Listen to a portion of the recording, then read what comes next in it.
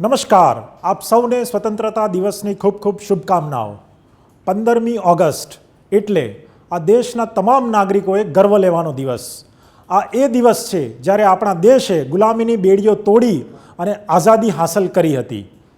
આપણા દેશના અસંખ્ય લોકોએ પોતાના પ્રાણની આહુતિ આપીને આપણને આ આઝાદી ભેટમાં આપી છે. ત્યારે હું આપ સૌને એક સવાલ પૂછવા માંગીશ કે શું આ રાજકીય આઝાદી પૂરતી છે કે પછી આ દેશનો તમામ યુવા, આ દેશની પ્રત્યેક મહિલાઓ, આ દેશનો તમામ પરિવાર આર્થિક રીતે આઝાદ બને એ જરૂરી નથી? જો તમને તમારા બાળકના ભણતરના ખર્ચની ચિંતામાંથી આઝાદી મળે તો કેવું? તમને તમારા દર મહિને આવતા લોનના હપ્તાની ચિંતામાંથી આઝાદી મળે તો કેવું? નિવૃત્તિ પછીનું જીવન કેવું જશે એને લગતી જે અનિશ્ચિતતા છે એમાંથી આઝાદી મળે તો કેવું? ઘરના કોઈ પરિવારના સભ્ય સાથે આકસ્મિક કોઈ ઘટના બની જાય અને આપણે વર્ષોથી ભેગી કરેલી મૂડી, આપણી બચતનું ધોવાણ ના થાય, આ ચિંતામાંથી આઝાદી મળે તો કેવું? તમે બરાબર સમજ્યા છો. આજે આપણે વાત કરવાની છે આવી આર્થિક આઝાદીની. કેમ? કારણ કે આજે આપણો દેશ વિકાસશીલ તરફથી જઈ રહ્યો છે, વિકસિત બનવા તરફ. જ્યારે દેશ દુનિયાના અન્ય અર્થતંત્રો જીડીપીની હરણફાળ ભરવામાં ધીમા પડી રહ્યા છે, ત્યારે આપણો દેશ ડબલ સ્પીડથી આગળ વધી રહ્યો છે. ત્યારે એ પણ જરૂરી છે કે આ દેશનો તમામ પરિવાર આર્થિક રીતે આઝાદ બને. આ આર્થિક આઝાદી કેવી રીતે હાંસલ થાય? આ આર્થિક આઝાદી પ્રાપ્ત કરવા માટે શું કરવું પડે? એના માટે કેવો ભોગ આપવો પડે? એના વિશે આપણે આર્થિક બાબતોના નિષ્ણાતો સાથે વાત કરીશું અને સમજવાનો પ્રયાસ કરીશું કે આર્થિક આઝાદી આખરે છે શું. નમસ્કાર મિત્રો, તમે જોઈ રહ્યા છો કુબેરા નાવ. સ્વતંત્રતા દિવસની ઉજવણી થઈ રહી છે ત્યારે અમે તમારી સમક્ષ એક ખાસ કાર્યક્રમ લઈને આવ્યા છે જેનું નામ છે ફાઇનાન્શિયલ ફ્રીડમ. આ ફાઇનાન્શિયલ ફ્રીડમ આખરે શું છે? માર્કેટની અંદર ચર્ચાતો આ શબ્દ સમજવા માટે આપણી સાથે જોડાઈ રહ્યા છે આ માર્કેટના નિષ્ણાત વિરલકુમાર મહેતા. વિરલકુમાર છેલ્લા 20 વર્ષથી પણ વધુ વર્ષોનો બહોળો અનુભવ ધરાવે છે અને દેશના હજારો લોકોને ફાઇનાન્શિયલ ફ્રીડમ હાંસલ કરવાની દિશામાં માર્ગદર્શન આપી ચૂક્યા છે. ત્યારે આપણે વાત કરીએ કે આ ફાઇનાન્શિયલ ફ્રીડમ આખરે શું છે. વિરલભાઈ, ખૂબ ખૂબ સ્વાગત છે તમારું અમારી ચેનલ પર. જી, સૌથી પહેલાં તો અમે જાણવા માંગીશું કે આ ફાઇનાન્શિયલ ફ્રીડમ આખરે શું છે. હા જી ભાઈ, ખૂબ ખૂબ આભાર આપનો કે તમે આ ફ્રીડમના દિવસે એટલે કે સ્વતંત્રતાના દિવસે તમે એક વિચાર કર્યો કે લોકોને ફાઇનાન્શિયલ ફ્રીડમ આપવું છે. હવે આપણે જ્યારે ફાઇનાન્શિયલ ફ્રીડમની વાત કરીએ છીએ તો ફાઇનાન્શિયલ ફ્રીડમ એટલે એવું ફ્રીડમ કહી શકાય કે તમે કંઈ પણ ન કરો છતાં પણ તમારો ખર્ચ નીકળી જાય. એટલે કે એમ કહું તમને કે તમે જોબ પણ નથી કરતા, કોઈ વર્ક નથી કરતા, તમારી કોઈ ઇન્કમ નથી, પણ તમારા ઇન્વેસ્ટમેન્ટમાંથી તમારું જે રોકાણ છે એના રિટર્નમાંથી તમારો ડેઇલીનો અને મંથલીનો બધો ખર્ચો નીકળી જાય, એને ફાઇનાન્શિયલ ફ્રીડમ કહી શકાય. અચ્છા, એટલે તમારો કહેવાનો અર્થ એ છે કે જે આપણે સવારથી ઉઠીને સાંજ સુધી પૈસા કમાવાની જે એક પળોજણ કરીએ છીએ, જે આપણો સમય આપીએ છીએ, આ બધી ઝંઝટમાંથી મુક્તિ મળે અને આપણા મહિનાના જે દૈનિક ખર્ચો છે, મહિનાના જે ખર્ચાઓ છે એ એને આપોઆપ નીકળતા રહે, આવી કોઈ પરિસ્થિતિ એને ફાઇનાન્શિયલ ફ્રીડમ કહી શકાય. હું આમાં તમારી પાસેથી વધારે માહિતી એ પણ માંગવા માંગીશ કે લોકોની અંદર એક ગેરસમજ પણ પ્રવર્તે છે. એ લોકો ફાઇનાન્શિયલ ફ્રીડમને એક કરોડપતિ બની જવું કે લખપતિ બની જવું એવું સમજતા હોય છે. તો આ એક ગેરસમજ વિશે તમે શું કહેશો? જી, આ લોકો એવું સમજતા હોય છે કે 5 કરોડ કમાઈ લીધા, 4 કરોડ કમાઈ લીધા એટલે ફાઇનાન્શિયલ ફ્રીડમ મળી ગયું. એવું નથી. દરેક વ્યક્તિની જરૂરિયાત અલગ અલગ હોય છે. હવે કોઈનું ફાઇનાન્શિયલ ફ્રીડમ ફક્ત 50 લાખમાં પણ થઈ શકતું હોય ને કોઈનું ફાઇનાન્શિયલ ફ્રીડમ 2 કરોડમાં પણ થઈ શકે. એક સિમ્પલ વસ્તુ કહું કે જેનો મહિનાનો ખર્ચ જ લાખ રૂપિયા છે એને જ્યાં સુધી 4 કરોડ ભેગા ન થાય ત્યાં સુધી એનું ફાઇનાન્શિયલ ફ્રીડમ ન થઈ શકે. પણ જેની ખાલી ઇન્કમ 20,000 છે પણ એનું ફાઇનાન્શિયલ ફ્રીડમ 1 કરોડમાં પણ થઈ શકે. એટલે કરોડો કમાઈ લેવાય ફાઇનાન્શિયલ ફ્રીડમ નથી. ફાઇનાન્શિયલ ફ્રીડમ એ કે જ્યારે કોઈ મજબૂરીમાં કોઈ પણ વસ્તુમાં તમારે કોઈ પણ કામ ન કરવું પડે, તમે તમારી રીતે ફાઇનાન્શિયલી સ્વતંત્ર છો, તમે કાંઈ પણ ન કરો તો પણ તમારું જીવન નિર્વાહ થઈ શકે અને તમે લાઈફ એન્જોય કરી શકો. અચ્છા, તો સર આ જે તમે ફિગરની વાત કરી તો એવી કોઈ ફોર્મ્યુલા છે અથવા તો એવો ફિગર આપણે અચીવ કરવો હોય કે હું મારી રીતે કહી શકું કે હું ફાઇનાન્શિયલી ફ્રી છું, કે હું ફાઇનાન્શિયલી ફ્રીડમ મેં અચીવ કરી લીધી છે, તો એવી કોઈ ફોર્મ્યુલા છે, એની કોઈ ગણતરી છે, એના વિશે આપ માહિતી આપશો? જી, હવે આપણે જોવા જઈએ ને વિજયભાઈ તો એક સિમ્પલ ફોર્મ્યુલા છે 4%ની. એને 2 રીતે આપણે જોઈ શકાય. માનો કે મારી ઇન્કમ મંથલી 20,000 છે તો 20,000 ઇન્ટુ 400 કરું ને એ ફિગર જે આવશે એ ફાઇનાન્શિયલ ફ્રીડમ છે. આપણે અહીંયા એક્સપેન્સ નથી કાઉન્ટ કરતા, પણ ઇન્કમ, ટોટલ ઇન્કમ, જેમાંથી તમારું સેવિંગ પણ થઈ જશે અને સાથે સાથે તમારી જે ઇમરજન્સી એમાઉન્ટ છે એ પણ નીકળી જાય છે. આ બધી વસ્તુનો ટોટલ ફિગર જો 20,000 હોય ઇન્ટુ 400 એટલે નિયર બાય અબાઉટ 80 lakhs થાય. આ જ્યારે મારે એચીવ થઈ જાય ત્યારે એ મારું ફાઇનાન્શિયલ ફ્રીડમનું એમાઉન્ટ એકઠું થઈ ગયું. આ એકઠું થયા પછી દર વર્ષે હું એમાંથી 4% વિડ્રો કરું એટલે એનાથી મારી લાઈફસ્ટાઈલ ઇઝીલી ચાલી શકે, જેના માટે મારે કોઈ કામ ન કરવું પડે. જી. અચ્છા, તો એક વખત આ ફિગર નક્કી થઈ ગયા પછી અથવા તો એ ફિગર સુધી પહોંચવા માટેનો આખો પાથ શું હોઈ શકે, કઈ રીતે ત્યાં પહોંચી શકે, તો એના માટેની કોઈ સ્ટ્રેટેજી હોય કે કોઈ ફોર્મ્યુલા હોય કે એવો કોઈ સરળ માર્ગદર્શન હોય તો એ તમે અમારા દર્શકોને જણાવશો. જી.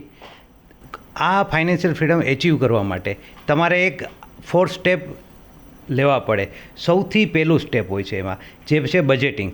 બજેટિંગ શું કામ જરૂરી છે હું તમને ખાસ કરીને કહું, કારણ કે ઘણા લોકોને એવું હોય કે શું ઇન્કમ આવે છે, શું ખર્ચા છે, ખ્યાલ જ નથી હોતું. શું એસેટ છે એ પણ ખ્યાલ નથી હોતું પોતાની. ઘણીવાર એવું થાય કે કમાણી 10,000 હોય અને મહિને 9,000 તો એમને ખર્ચામાં વહી જતા હોય, પણ એ ક્યાંય કેલ્ક્યુલેશન ન કરતા હોય એટલે એમને આઈડિયા ન હોય. એક સમયે તો સાહેબ જ્યારે આપણે એટીએમમાંથી 1,000 રૂપિયા ઉપાડતા ને લાઇનમાં, ત્યારે આપણે 1,000 રૂપિયા ખર્ચ કરતા તો આપણને ખબર પડતી, પણ અત્યારે યુપીઆઈના માધ્યમથી વાપરીએ છીએ તો આપણને ખબર નથી પડતી કે કેટલા વપરાઈ જાય છે. એ જ રીતે જ્યારે આપણે 4 સ્ટેપની વાત કરીએ તો બજેટિંગ બહુ જરૂરી છે. તમારી શું ઇન્કમ છે, સામે શું ખર્ચો છે અને શું એસેટ છે, આનું ટોટલ કેલ્ક્યુલેશન દર વર્ષે 4 વખત કરવું જોઈએ. ક્વાર્ટરલી તમને મારી પાસે ફિગર હોવો જોઈએ કે શું ખર્ચો છે, શું ઇન્કમ છે અને શું આવક જાવક કર્યા પછી શું સેવિંગ કરી શકો છો. આ એક પહેલો સ્ટેપ થઈ ગયો બજેટિંગ. હવે બીજો જે સ્ટેપ થયો એ ઇમરજન્સી ફંડ. માનો કે આજે હું જોબ કરું છું, મારી પાસે રેગ્યુલર જોબ છે, કાલ સવારે સાહેબ સાથે મારે માથાકૂટ થઈ, બોસ સાથે માથાકૂટ થઈ, નોકરી નથી, કાં તો મારે મજબૂરીમાં એમની ગાળું સાંભળીને નોકરી કરવી પડે, કાં તો જો હું ફાઇનાન્શિયલ ફ્રીડમ હોઉં અને ઇમરજન્સી ફંડ મેં એકઠું કર્યું હોય તો હું એ નોકરી મૂકીને ઘરે બેસીને થોડોક ટાઈમ માટે બીજી નોકરી ગોતી શકું. એના માટે ઇમરજન્સી ફંડ ઊભું કરવું પડે ખાસ કરીને. હવે ઇમરજન્સી ફંડ શું છે કે તમારી જે મંથલી એક્સપેન્સ છે, ઇન્કમ છે, એના 6 ગણા. એટલે માનો કે 20,000 મારી ઇન્કમ છે તો 1,20,000 એવી ઇન્કમ હોવી જોઈએ, એવું રિઝર્વ ફંડ હોવું જોઈએ કે જે સાઈડમાં પડ્યું હોય. કાલ સવારે મારી પાસે જોબ ન હોય તો આવતા 6 મહિના સુધી મને એમાં ઇફેક્ટ ન કરે, કારણ કે મારી પાસે 1,20,000 એવા છે કે જે મેં ફિક્સ ડિપોઝિટમાં મૂકેલા છે. ભલે એનું ઓછું વ્યાજ આવે પણ જ્યારે મારે જોઈએ ત્યારે હું વિડ્રોલ કરી શકું એમ છે. આ વસ્તુ થઈ ગઈ ઇમરજન્સી ફંડ. આ આપણે સેકન્ડ સ્ટેપ લીધો. થર્ડ બહુ ઇમ્પોર્ટન્ટ વસ્તુ હું તમને કહું, ઇન્સ્યોરન્સ. જનરલી ઘણા બધા એવા વિચારતા હોય કે ઇન્સ્યોરન્સ ન લઉં તો ચાલે, પણ આજની તારીખે સામાન્ય બીમારી જોવા જાઓ ને તો પણ તમે જો હોસ્પિટલમાં 1 વીક માટે પણ દાખલ થયા છો તો 3થી 4 લાખથી લઈને 6 લાખ સુધીનો એક્સપેન્સ એમનેમ આવી જાય છે. એટલે ખાસ કરીને હેલ્થ ઇન્સ્યોરન્સ બહુ જરૂરી છે.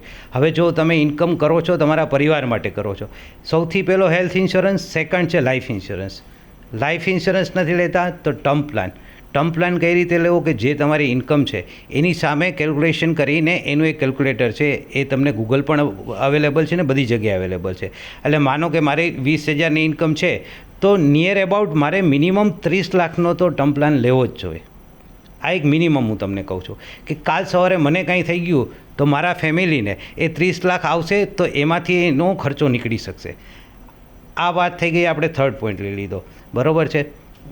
ટર્મ પ્લાન થઈ ગયો, બજેટિંગ થઈ ગયું અને ઇમરજન્સી ફંડ થઈ ગયું. આ ત્રણેય વસ્તુ કરી લીધી.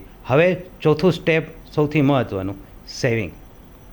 તમારી જે પણ ઇન્કમ છે એની મિનિમમ 15% તમારે સેવિંગ કરવાનું. એ સેવિંગ કેવું હોવું જોઈએ, તમારા એજ પ્રમાણે ક્રાઇટેરિયા કરે છે. જો મારી એજ નાની હોય તો હું ડાયરેક્ટ ઇક્વિટીમાં રોકી શકું. એનાથી મોટી હોય, માનો કે હું 30 વર્ષથી ઉપર છું તો મારે મ્યુચ્યુઅલ ફંડમાં રોકવું પડે. એનાથી મોટી હોય તો ક્યાં મ્યુચ્યુઅલ ફંડમાં રોકવું એ નક્કી કરવું પડે, કારણ કે small cap, mid cap, multi cap અલગ અલગ મ્યુચ્યુઅલ ફંડ હોય. એ જ પ્રમાણે ડિસાઇડ થાય, એ પ્રમાણે ઇન્વેસ્ટમેન્ટ કરવું જોઈએ. એટલે ખાસ કરીને એવું નહીં કરવાનું કે હું બધા પૈસા એફડીમાં મૂકી દઉં. ડાયવર્સિફિકેશન કરવાનું, ઇક્વિટી, ગોલ્ડ અલગ અલગ રીતે ઇન્વેસ્ટમેન્ટ કરી શકે. આ મેઇન 4 સ્ટેપ છે. આ 4 સ્ટેપ તમે કરો ને એટલે તમારું ફાઇનાન્શિયલ બજેટ એકદમ પરફેક્ટ થઈ જાય. અને આમાં સૌથી મોટી વસ્તુ છે ને વિજયભાઈ, એ છે ડિસિપ્લિન. બહુ ખૂબ સરસ રીતે સાહેબે આપણને આખી માહિતી આપી કે ફાઇનાન્શિયલ ફ્રીડમ અચીવ કરવા માટે કયા કયા 4 સ્ટેપ લેવા જોઈએ. સર, એક બીજો પણ સવાલ છે કે આજે જેનઝીની આપણે વાતો કરીએ છીએ કે મિલેનિયલની વાતો કરીએ છીએ, તો આ ફાઇનાન્શિયલ ફ્રીડમ અચીવ કરવા માટે શું એક 20 વર્ષનો કે 25 વર્ષનો વ્યક્તિ આવું સપનું સેવી શકે, કે પછી કોઈ 40 કે 45ની જે મિડ એજ પર પહોંચ્યો છે એ સેવી શકે? આવો કોઈ એક્ઝેક્ટલી એજનો ટાર્ગેટ ખરો? દરેક વ્યક્તિ સેવી શકે, એના ઇન્કમ ઉપર આધારિત. 40 વર્ષની વ્યક્તિ મોડું ચાલુ કરે છે તો એનો સેવિંગ પર્સન્ટેજ વધી જશે. જ્યારે 20 વર્ષની વ્યક્તિ આપણે વાત કરીએ એમ કે ભાઈ 15%થી કરી શકશે, તો જ્યારે 40 વર્ષની વ્યક્તિ હશે તો એણે એ 30%નું ઇન્વેસ્ટમેન્ટ કરવું પડશે, જે એનો સેવિંગ પાર્ટ છે એ ડબલ થઈ જશે. હવે ફોર એક્ઝામ્પલ અત્યારે જેનઝીની વાત કરીએ તો જેનઝીની વાત કરીએ છીએ ત્યારે હું નોમિનલ વ્યક્તિ ગણું છું કે સામાન્ય વ્યક્તિ છે, બહુ સામાન્ય સેલેરી છે, 20,000 સેલેરી તમે માનીને ચાલો એનું ખાલી 15% ઇન્વેસ્ટમેન્ટ કરે છે. 15% ઇન્વેસ્ટમેન્ટ કરે છે, મ્યુચ્યુઅલ ફંડમાં કરે છે, ગોલ્ડમાં કરે છે, ગમે તેમાં કરે છે, અલગ અલગ ડાયવર્સિફિકેશન સાથે, તો દર મહિને ફક્ત 3,000નું ઇન્વેસ્ટમેન્ટ થાય છે. અને આપણે આજના ટાઈમમાં જાણીએ છીએ કે સ્ટેપઅપ મ્યુચ્યુઅલ ફંડ એટલે શું, કે જેમ તમારી સેલેરી એન્યુઅલી 10%નું ઇન્ક્રીમેન્ટ આવે છે એવી રીતના 10% દર મહિને મ્યુચ્યુઅલ ફંડની તમારી એસઆઈપીમાં પણ ઇન્ક્રીમેન્ટ કરવું પડે. હું આજે 20 વર્ષનો છું, હું 25 વર્ષ માટે ખાલી 3,000 સાહેબ ઇન્વેસ્ટમેન્ટ કરીશ ને. આપણે જ્યારે વાત કરી કે 25 વર્ષ પછી તમારી પાસે હાથમાં કેટલા આવે, તો કે 1,33,00,000. આ એમાઉન્ટ આપણે 13% પ્રમાણે ગણી તો એના 4% વિડ્રોલ એ તમારો લાઈફનો એક્સપેન્સ કાઢી આપશે. આપણે 4% સાહેબ વિડ્રોલ કરશું ને એ પછી પણ તમારી જે એમાઉન્ટ છે એ એમનેમ રહેશે. એ કોઈ પણ ઇમરજન્સીમાં તમને કામ આવે એવી એમાઉન્ટ થઈ જશે. એટલે જેની ઇન્કમ નાની હોય, જેનઝીને ચાલુ કરવું હોય તો પણ કરી શકે. હવે આમાં બે વસ્તુ હું ખાસ, તમે જ્યારે જેનઝીની કરી પણ તમે ક્વેશ્ચન નથી પૂછ્યો છતાંય હું એડ કરવા માગીશ. એટલે આપણે જે વાત કરીએ છીએ ને એમાં ખાસ એવું ધ્યાન રાખવાનું કે જેનઝીમાં જેમ આપણે વાત કરી કે કોલપુટનો બહુ ક્રેઝ છે કે રાતોરાત અમીર થઈ જવું છે, પણ જ્યારે સેબી ખુદ એમ કહે છે કે ઓપ્શનમાં કોલપુટમાં ખાલી 4% લોકો કમાય છે, તો પછી એ વસ્તુ શું કામ કરવી જોઈએ? ઇન્વેસ્ટમેન્ટ એવું કરો કે જે લોંગ ટર્મમાં કામ આવે. બરાબર છે. આપણે જે હમણાં એસઆઈપીની વાત કરી એમાં મેં જે તમને કીધું કે 25 વર્ષ રાખવાનું. હવે એ 25 વર્ષની જગ્યાએ જો તમે 5 વર્ષ ડિસિપ્લિન ન રાખ્યું અને 20 વર્ષે ઉપાડી લેશો ને સાહેબ, તો તમને 60 થી 70 લાખની વચ્ચે એમાઉન્ટ મળશે. 5 વર્ષ એડ કરશો તો એ કમ્પાઉન્ડિંગ થઈને સીધું 1,33,00,000 થાય છે. એટલે બહુ અગત્યની વસ્તુ છે. સાથે એક પોઈન્ટ હું જેનઝી માટે એ પણ ઉમેરવા માગીશ કે અત્યારે જે ક્રિપ્ટો કરન્સીનો ક્રેઝ ચાલ્યો છે, જે આપણા હાથમાં નથી, જે ફિઝિકલી આપણને દેખાતું નથી, એ ક્રિપ્ટો કરન્સીમાં ઇન્વેસ્ટમેન્ટ કરવા કરતાં જે આપણી ઇન્ડિયન કરન્સીમાં મ્યુચ્યુઅલ ફંડમાં ઇન્વેસ્ટમેન્ટ થાય છે, સ્ટોકમાં ઇન્વેસ્ટમેન્ટ થાય છે, એમાં કરવું વધારે યોગ્ય છે. સ્વતંત્રતા દિવસની ઉજવણી થઈ રહી છે ત્યારે તમે અમારા દર્શકોને અને આ રોકાણકારોને કયો સંકલ્પ લેવાનો સલાહ આપશો? બહુ સરસ વિજયભાઈ તમે સવાલ કર્યો છે. આ સ્વતંત્રતા દિવસે કદાચ એકવાર સવારે વહેલું ઉઠવાનો સંકલ્પ નહીં રહે ને તો ચાલશે, જે દર વર્ષે આપણે લઈએ છીએ ને પછી સવારે મોર્નિંગ વોકમાં જતા ભૂલી જઈએ છીએ, એ નહીં લે તો ચાલશે, પણ ડિસિપ્લિન સાથે ઇન્વેસ્ટમેન્ટ કરવાનું ચાલુ કરે. કંઈ નહીં ને 500 રૂપિયાથી પણ એસઆઈપી થાય છે, તો ફક્ત 500-200 રૂપિયાથી પણ ઇન્વેસ્ટમેન્ટ ચાલુ કરે.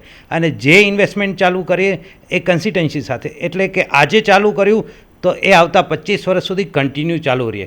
હા, અને બીજી વસ્તુ, અત્યારે જ્યારે મોબાઈલનો જમાનો આવી ગયો છે, એન્ડ્રોઈડનો જમાનો, ત્યારે એ ઇન્વેસ્ટમેન્ટ ડેઇલી નહીં જોવાનું. જ્યારે તમારે વિડ્રોલ કરવું છે ત્યાં સુધી તમે એમનેમ રાખો. જો તમે ડેઇલી જોશો તો થશે શું કન્ડિશન કે માર્કેટના અપડાઉનમાં તમે એનાથી બી જશો. એના કરતાં જ્યારે તમારે વિડ્રો કરવું છે ત્યાં સુધી એમનેમ ઇન્વેસ્ટમેન્ટ રાખો, ડેઇલી જોવાનું મૂકી દો. કારણ કે મ્યુચ્યુઅલ ફંડ ચક્રવૃત્તિ વ્યાજ જેવું છે કે ધીરે ધીરે તમારું ઇન્વેસ્ટમેન્ટ વધે છે અને ધીરે ધીરે રિટર્ન થાય છે. એટલે ખાસ કરીને ઇન્વેસ્ટમેન્ટ કર્યા પછી મ્યુચ્યુઅલ ફંડમાં ડેઇલી જોવાનું બંધ કરવું જોઈએ.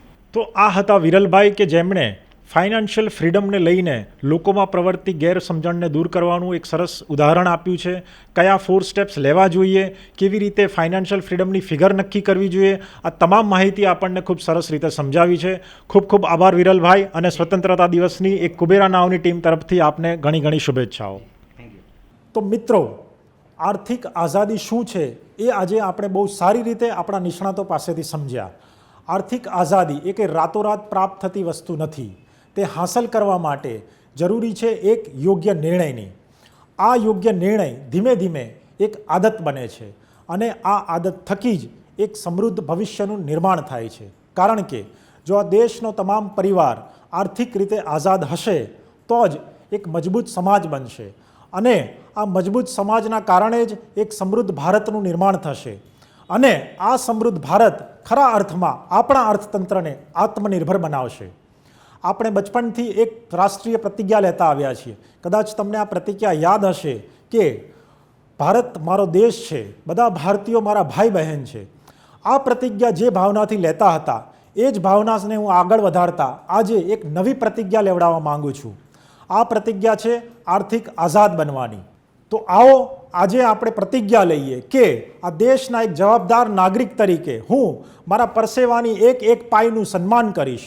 હું નાણાકીય રીતે સુવ્યવસ્થિત આયોજન કરીશ. હું મારી આવકનું નિયમિત બચત કરીશ.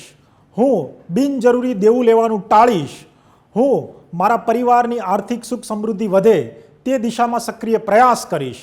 હું મારા સંતાનોને નાણાકીય સાક્ષરતા આપીશ અને હું માત્ર સંપત્તિવાન બનવા તરફ નહીં પરંતુ આર્થિક આઝાદ બનવાની દિશામાં આગળ વધવાના પ્રયાસ કરીશ.